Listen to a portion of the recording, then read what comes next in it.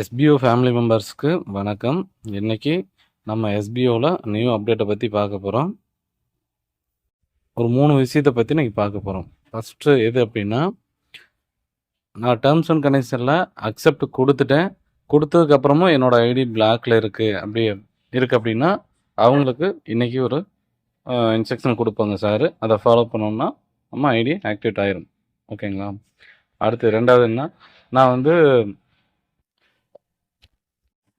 வந்து தெரியாமல் ரிஜெக்ட் கொடுத்துட்டேன். நான் தெரியாமல் ரிஜெக்ட் கொடுத்துட்டேன் அப்படின்றவங்களுக்கும் நம்மளுக்கு இன்றைக்கி இந்த இன்ஸ்ட்ரக்ஷனில் ஃபாலோ பண்ணோம் அப்படின்னா ஐடியை ஆக்டிவேட் பண்ணிக்கலாம். ஓகேங்களா?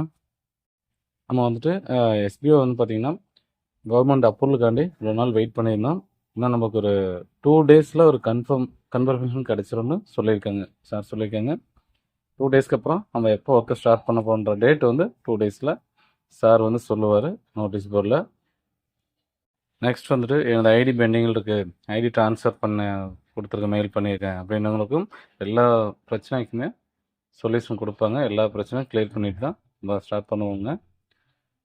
இதுக்கு முன்னாடி நம்ம டீம் பேஸ் பண்ணி தான் நம்ம ஒர்க் பண்ணுறோன்ற மாதிரி தான் இருந்துச்சு. இப்போ அப்படிலாம் கிடையாது. நம்ம எந்த அளவுக்கு ஒர்க் பண்ணுறோம், நம்ம திறமையை பொறுத்து சேலரி, நம்ம எந்த அளவுக்கு ஒர்க் பண்ணுறோமோ அதுக்கு தகுந்த மட்டும் சேலரி நமக்கு ஃப்யூச்சர் கான்செப்டில் வரப்போகுது. நம்ம எஸ்பிஓவில் நிறைய ஒர்க்ஸு ப்ராஜெக்ட்லாம் கொண்டு வர போகிறாங்க.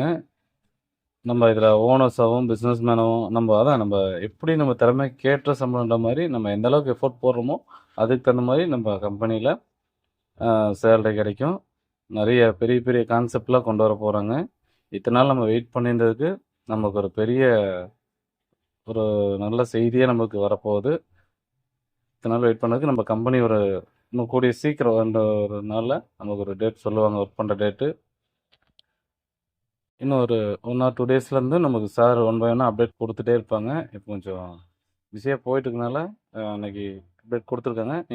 ஒரு 2 டேஸ்க்கு அப்புறம் நமக்கு அப்டேட் கொடுத்துட்டே இருப்பார்.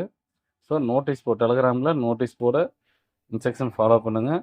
அப்போ தான் உங்களால் நீங்கள் ஆக்டிவாக இருந்தால் மட்டும்தான் நம்ம கம்பெனியில் என்ன இன்ஸ்ட்ரக்ஷன் கொடுக்குறாங்க, நம்ம கம்பெனியில் என்னென்ன அப்டேட்ஸன் வருதுன்ற தெரிஞ்சுக்கிட்டால் தான் நம்ம ஒர்க்கே பண்ண முடியும்.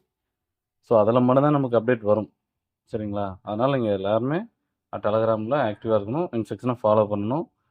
நம்ம இன்ஸ்ட்ரக்ஷன் ஃபாலோ பண்ணுறது கஷ்டமாக இருக்குது அப்படின்னா இங்கே ஒர்க் பண்ணுறதுக்கு நமக்கு தெரியாது. என்ன இன்ஸ்ட்ரக்ஷன் என்ன எப்படி ஒர்க் பண்ணுறதுன்னு ஃபாலோ பண்ண தெரியாது. ஃபாலோ பண்ணாமல் தான் நமக்கு தெரியும்.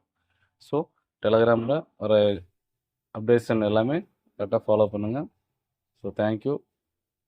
வீடியோ பிடிச்சிருந்ததுன்னா ஷேர் பண்ணுங்கள், லைக் பண்ணுங்கள். தேங்க்யூ.